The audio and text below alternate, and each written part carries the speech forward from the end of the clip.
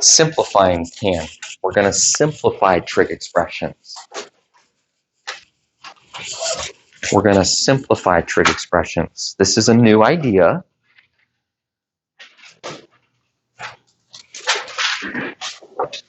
But we are ready to explore it. The little identity book, I highly encourage you to have that handy. The little identity book, I encourage you to always have that handy. Okay, because there's going to be a lot of times where we pull an identity, and I don't want you to think we're pulling it out of thin air. I want you to realize that we're basically pulling it out of the book. Okay, so having this little identity book, I would say, is a must. There might become a time, it might be sometime this week, it might be sometime next week, where you start to feel like you have some of these identities memorized. If you get some of these identities memorized, that's cool. You might not have to look in the book all the time. But please know that right now, I'm almost expecting you to look in that little book, unless you have them like in your notes and you just want to look there. Okay. First of all, what's a trig expression? Well, it's basically trig functions that are put together. They might be put together with multiplication, like this one. They might be put together with addition and subtraction. We'll see some of those. Maybe it'll be a fraction. But before we go any further, I just want you to understand this is an expression. It's just tangent times cosecant. Okay? It's not an equation. We're not trying to solve it for x. We can't do that anyway. There's no equal sign. Instead, what we're trying to do is we're just trying to simplify it. Now, are you willing to take like a little risk here this morning, even though it's the first time you've seen this? Are you willing to change tangent? Okay, if you look in your little identity book, you could change tangent by the quotient identity. How about cosecant? Are you willing to take a little risk? Are you willing to change it? If you look in your little identity book, cosecant has a reciprocal identity. Now, if you're like, I don't know, Miss Snell, I'm not sure what you mean, like change it. Let me help you a little bit. Okay, because I'm simply saying that tangent will equal sine over cosine.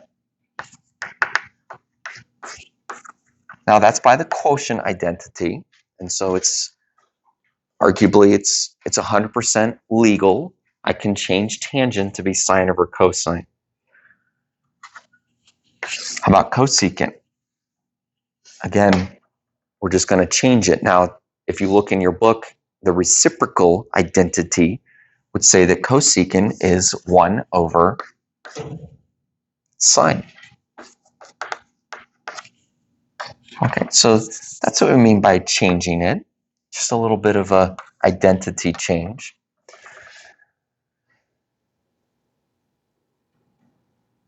This chapter is also the algebra chapter.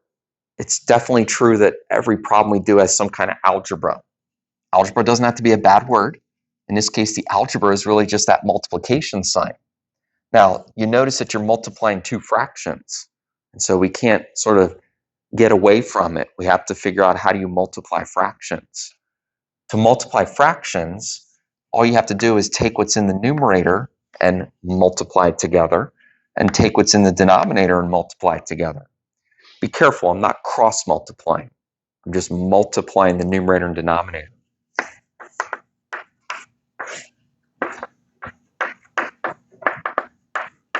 Now, we're getting pretty close.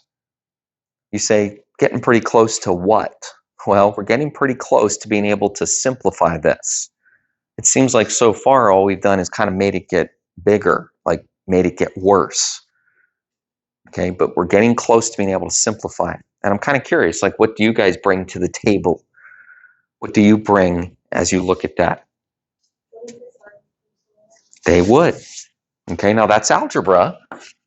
That's division. And that's 100% true. They cancel out. Okay, because it's like sine divided by sine. Now, what's left in the numerator? Well, the number 1 is left in the numerator. What's left in the denominator? Cosine. So I have 1 over cosine. Now, as you guys get better at this, you're going to say 1 over cosine. Whoa, hold on. 1 over cosine is the same as, well, you can look in your little book and you'll see that 1 over cosine is the same as secant. It's the same as secant. And that is simplified. That is simplified.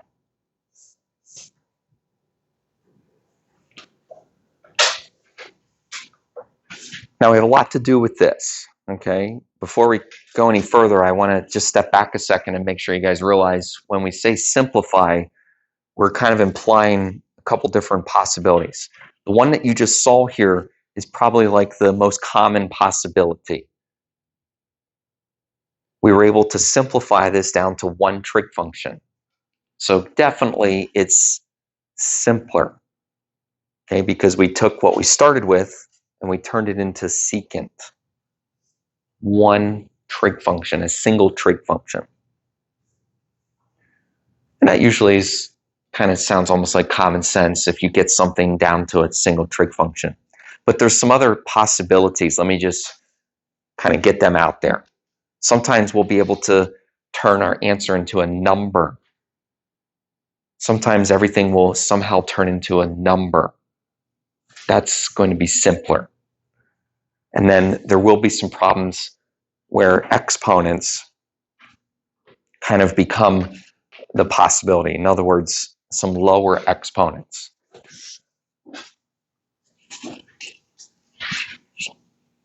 Okay, now listen, this isn't all encompassing. This is just to kind of give you an idea of where this is headed. And to kind of put a little wild card on this, can you read it sideways? Any combination of these three things might also happen. So something simpler when maybe any of these things are true. Okay, you guys are going to find out, because I'm not trying to hide anything from you, that these problems really start to require what we call some critical thinking. Being able to look at a problem and realize that there are certain ways that you can combine it together. There's certain ways that you can change it. This is just meant to give us a little guideline. And the examples that I'm pulling out today are meant to very carefully go step by step through some other situations.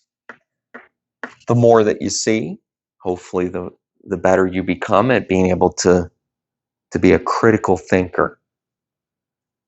Okay, but I don't want you to panic if there's something that happens in the next 35 minutes. You're like, I don't know about that. I'm not sure if I got that. Sometimes this takes a couple days to figure out. Okay, secant times cosine. Secant times cosine. Okay, now something's got to change. I would imagine, or at least I'll suggest, that we could change secant. Sometimes that's a little more natural for students to want to change secant. Okay, we actually saw it. Well, I guess we didn't see it change this way. We actually saw it changed backwards. But we could, what we did over here in this first problem, we could apply to secant, and we could change it to 1 over cosine. Now, if you're saying, well, why would you change that to 1 over cosine? Some of it's because of what happens next. What happens next is that we're able to multiply, well, technically 2 fractions. Now, are you comfortable with what I did with that cosine? The second cosine, I wrote it as over 1. And so now I've got 2 fractions. I don't need to write that as cosine over cosine to be able to say that they're going to cancel. And I'd like you guys to get comfortable with that. It'll save you a little bit of time. So I skipped a step. I skipped writing it as cosine over cosine as 1 fraction. Instead, I just canceled those out. And of course, we get 1 times 1. But the sooner you write that as 1, then we'll have our final answer. Now, I'm also going to be sharing with you guys like some advice, okay? Not to overwhelm you, but I want to give you some advice. And basically, both of these problems kind of reveal a little nugget of advice. Some people will, in their notes, kind of make a little box where they will organize these little nuggets of advice. We're going to end up with about 5 of them over the next couple lessons. If you want to kind of do it that way, then you'll have them all at the same place. Here's the little nugget of advice. Change everything to sines and cosines. It is definitely what we did in these first 2 problems, and it is honestly one of the most popular strategies. Change everything to sines and cosines. When you change everything to sine and cosine, there's a good chance that they will interact. There's a good chance that they will be able to be put together. As you saw in this both these problems, they're able to cancel. And you will continue to see this. This is a very popular strategy.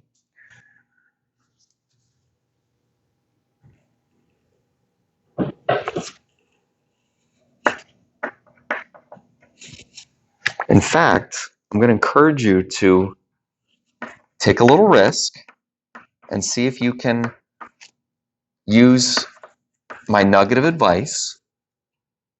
Also use some of the things that you've seen so far this morning and try to simplify cosine times tangent times cosecant.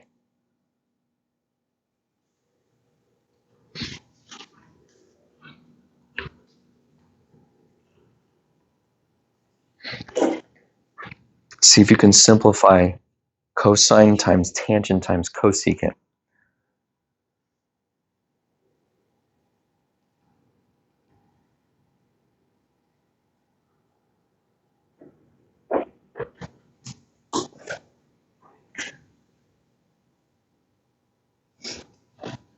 It should feel a little bit like the first 2 problems. Are you willing to take a risk and see if you can change?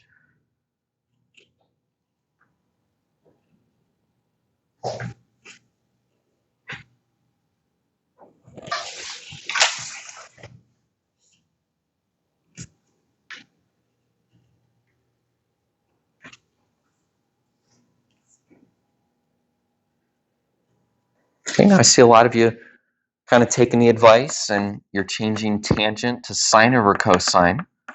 By the way, you're leaving the first cosine as it is, which is, again, good advice. And then this cosecant is being changed to 1 over sine.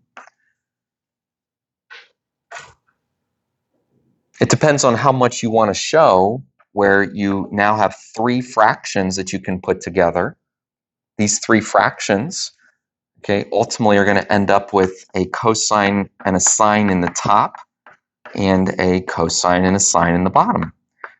Maybe you skip showing that step because you're able to say that the cosines are going to cancel either here or here, and the sines are going to cancel either here or here. But in the end, you end up with 1 over 1, which is really just the number 1. Okay, and basically everything changed to sine and cosine. Now, Livia, you did something a little different. Would you care to share?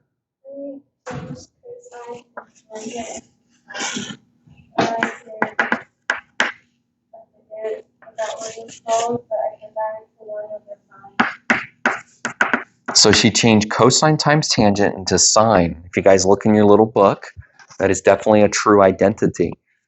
And then cosecant changed to 1 over sine. And again, as you guys get more comfortable with this, you'll say, okay, yeah, same thing's going to happen. We're going to end up canceling to be the number 1.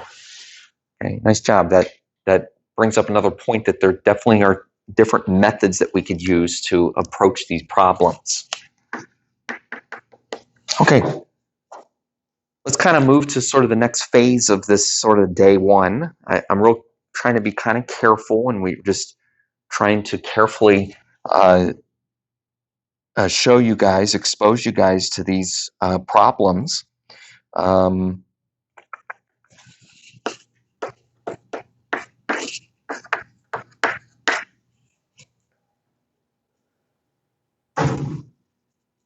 what we see here is secant divided by cosecant. Secant divided by cosecant. Now, each of these is a reciprocal, okay? And because they're reciprocals, I have the right to change them to 1 over. However, I really don't want to, and here's why. Now, I'm actually going to show you what we really don't want to do, so just maybe watch. I don't think I'd write this down.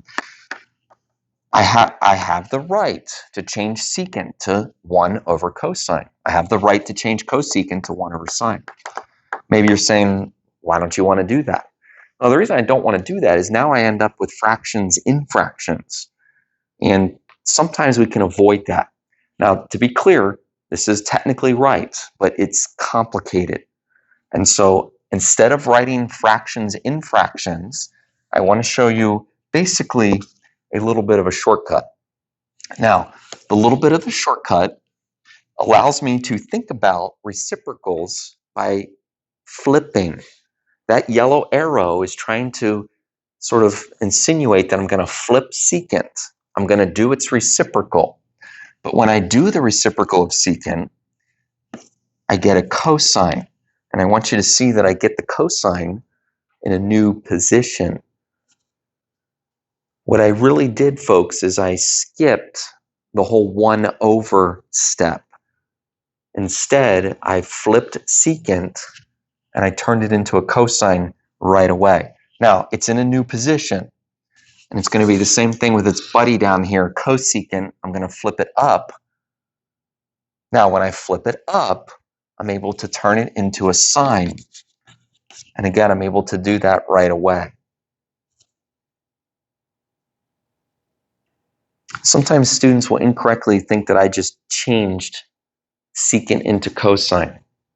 I didn't change it, I flipped it into cosine. So when I flipped it, that's the reciprocal, and that's, of course, the connection. It's the same thing with the pink one. Now, are you looking at sine over cosine and saying, hey, that's equal to tangent. That's equal to tangent.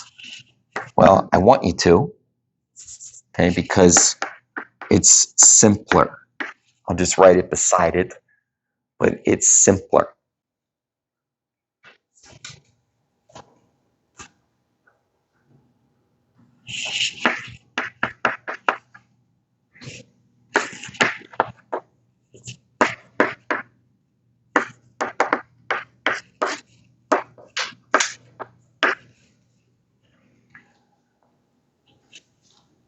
We're kind of in another phase of problems. They are involving some fractions. They're involving also some reciprocals. But I'm still using the same piece of advice. I'm trying to change things to sines and cosines. Now, I'd like if you are thinking about this, but I also want to try to guide your thinking a little bit because, well, I want you to see what happens if we only change. Now, I'm just trying to guide your thinking. There's other ways to do this, but if you only change secant to 1 over cosine,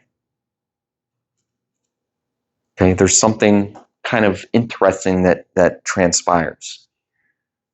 I'm leaving the tangent as a tangent for a moment because I want you guys to see that. Now, if you pull the fractions together, maybe it makes it a little easier to see. So I'm pulling the fractions together. And you say, what do you want me to see? Take a look at that sine over cosine that's in that yellow box. Now, sine over cosine should start to sound like something. Sine over cosine will always be equal to tangent. Well, here's the thing. I already have a tangent. It's in the denominator. I just created a tangent. Now you'll see that I wrote it separately, but technically that yellow tangent that I created is in the numerator. So if I didn't want to write it separately, I could have wrote it as tangent over tangent. But of course, as what's happened a few times already, it will cancel. Now, that was a little different.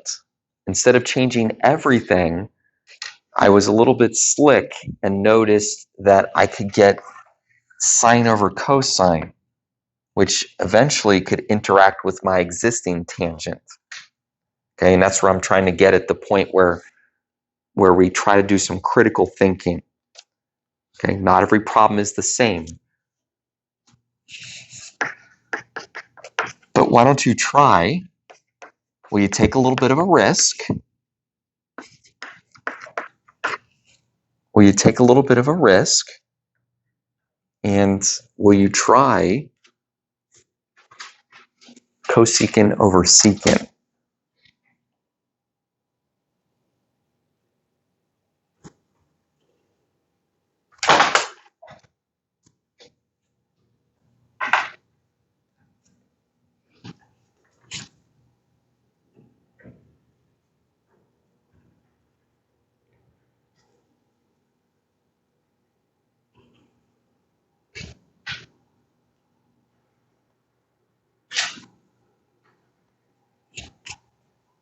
If you're feeling like flipping, go with that feeling. Okay? If you're feeling like flipping secant up and flipping cosecant down, let me give kind of my stamp of approval on that.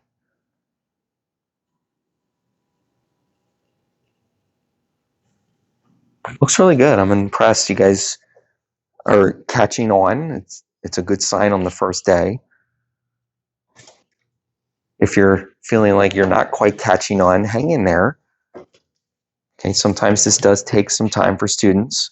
Now, when you flip them, they're going to change, like to a different function. So write them as their reciprocals.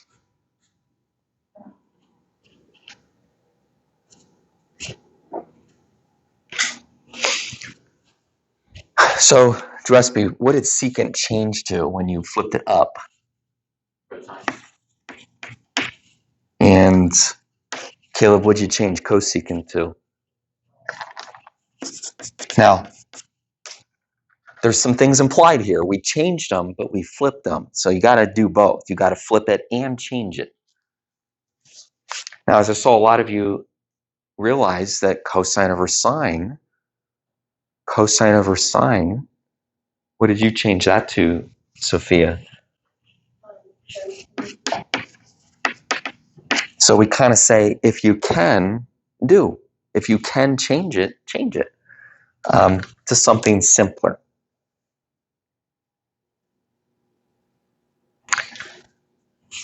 I have a little star beside this problem. It's not a new category. It's kind of like an extra problem, but I want to show you. And then we'll get into a couple other categories here. Again, it can be tempting to kind of like just do the same thing. Sometimes you do the same thing. In other words, the teacher does it, now you try it. I'm also trying to help you guys kind of be that critical thinker where if you see cotangent over cosecant, maybe you don't completely jump in here and start moving things. Let me suggest that if I only move cosecant, what I actually do is eliminate the fraction. You will come to appreciate being able to eliminate fractions. Most students would prefer not to see a fraction. So now I have cotangent times sine, okay, because I didn't flip both of them. Well, the other good news is that cotangent times sine is an identity. Okay, not that you have to have them memorized, but you are looking. And do you see cotangent times sine? It would be near the front of your book. So cotangent times sine is the same as cosine. It's the same as cosine. Now, that's the quotient identity. That's the quotient identity. By the way, maybe you would have said that cotangent, I'm just going to scribble this out, cotangent is the same as cosine over sine. You know, maybe you would show that extra step. And if you would show that, you could cross out the signs and you get the same answer, you get cosine. Let's kind of move to the next phase. Honestly, there's kind of 3 phases hidden in this lesson. We started with some basic problems. We moved into some reciprocals. And now we're going to, well, I don't want to give it all away, but we'll see in this problem kind of another type of thinking. Sine times cosecant minus sine. Sine times cosecant minus sine.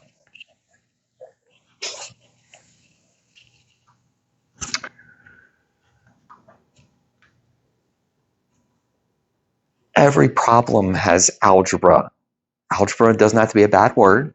It just means doing things like adding, multiplying, combining. This problem has some algebra. It's implied because there's a distribute that's required. That's not necessarily what's new for this problem, but it turns out that if you do the distributive property, you start to get some interesting results. Now, sine times cosecant can be written as sine times cosecant. We will do something with that shortly, but for now, we'll just write it as sine times cosecant. Now, sine times sine, I would prefer that you realize that sine times sine can involve an exponent. Because anytime you're multiplying 2 terms that are the same, we can change that to a square.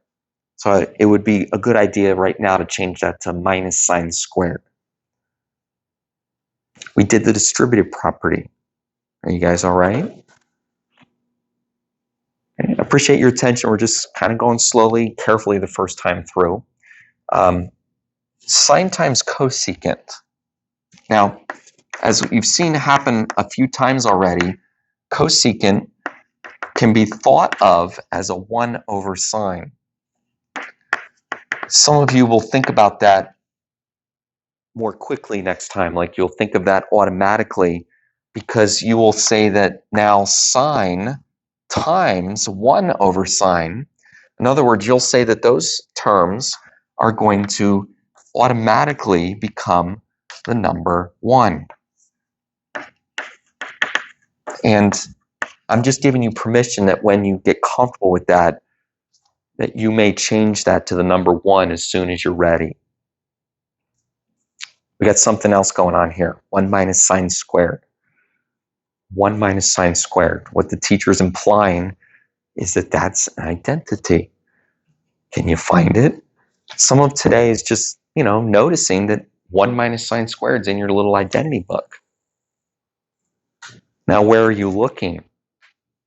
You should be looking on a page we haven't been to yet. It's the Pythagorean page. Pythagorean. And so 1 minus sine squared equals cosine squared. It's a Pythagorean. It's also a little nugget of advice. As you guys will find out, and this is pretty important, if you see squares, as it says up here, if you've got squares, Pythagorean might be around the corner. If you have squares, it just might be a Pythagorean. Okay, now you hear me out. I'm saying you think like that. That doesn't mean it's going to happen all the time.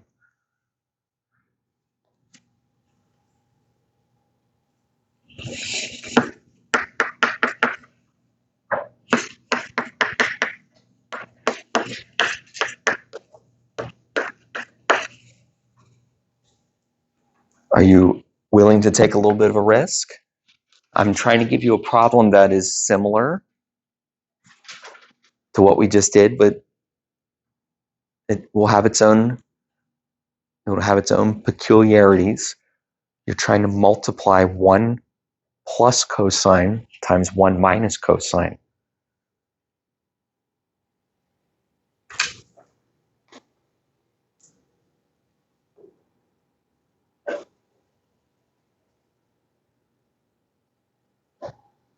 I wanted to give you a chance just to first look at the problem. I would like you to get it right, and so to guide you a little bit, but I don't want to do the whole thing, but to guide you, you have to think FOIL method. You have to think distributive property. Okay, so to start this problem, you're going to use some algebra. Are you willing to try to do the FOIL method for 1 plus cosine, 1 minus cosine?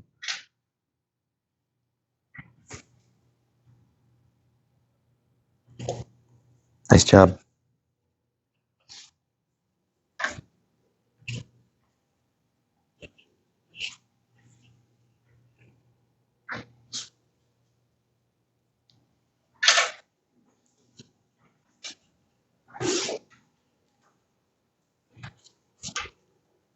Again, nice job. I'm impressed.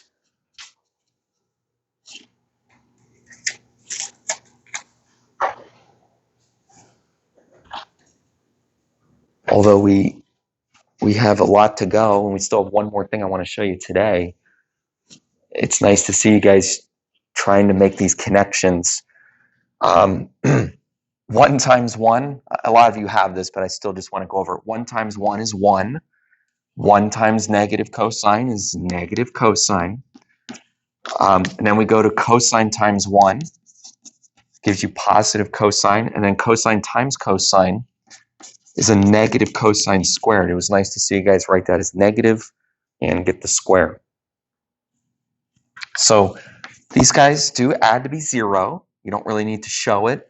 I suppose you can cross them off if you want, but we end up with 1 minus cosine squared. And as a lot of you correctly said, that is also equal to a Pythagorean. Okay, 1 minus cosine squared is sine squared.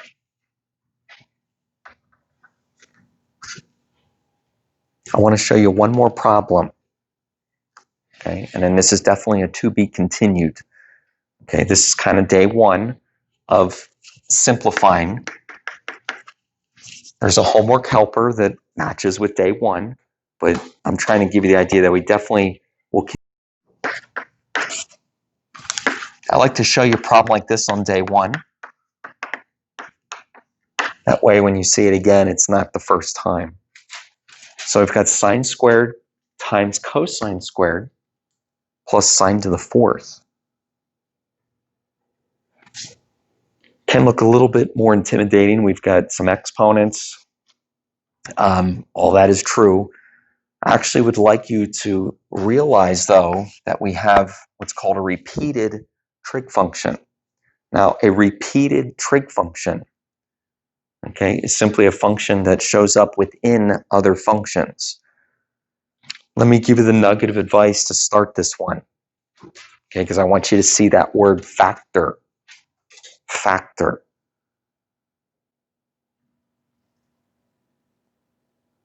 When you have a repeated trig function, we're going to try to teach you how to think factor. Now, you would have done factoring in Algebra 2.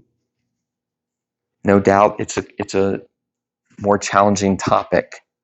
We're going to try to factor in trigonometry, okay, kind of thinking the same way. Listen, there's a sine squared right there. It's pretty easy to see. But there's also a sine squared inside of this. There's a sine squared that repeats itself. What that means is I can factor it out. I can factor out a sine squared. Okay, now this would be called GCF factoring, where you take out what's common. Do you remember from algebra that when you factor, it's also like dividing? So if I take sine squared out, it's like I divided it off. It's gone. But I still have this cosine squared. Nothing honestly changed with that. Over here, I divided off a sine squared. That means the exponent gets reduced. Okay, you subtract it by the amount, and it leaves us with a sine squared. So I factor off a sine squared, and it reduces the sine to the fourth down to a sine squared. See something? Do you see something? Do you see sine squared plus cosine squared? Okay. Remember, if you see sine squared plus cosine squared, you need to be able to tell Musonello that it equals 1. Sine squared plus cosine squared equals 1. And you can also find that in your identity book.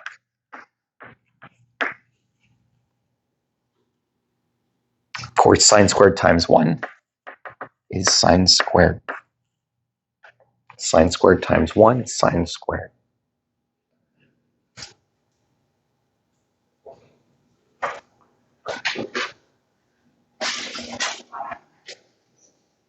This topic, simplifying, it's not just a one-day event. It's going to be a pretty major part of this chapter.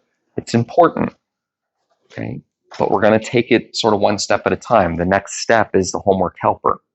I hope that you will look at it carefully. It's something that you want to try to get correct, and that's where we'll pick it up tomorrow. I'll be curious what you guys think about the practice problems that go with this. All right, thanks. Appreciate your attention. Have a good day.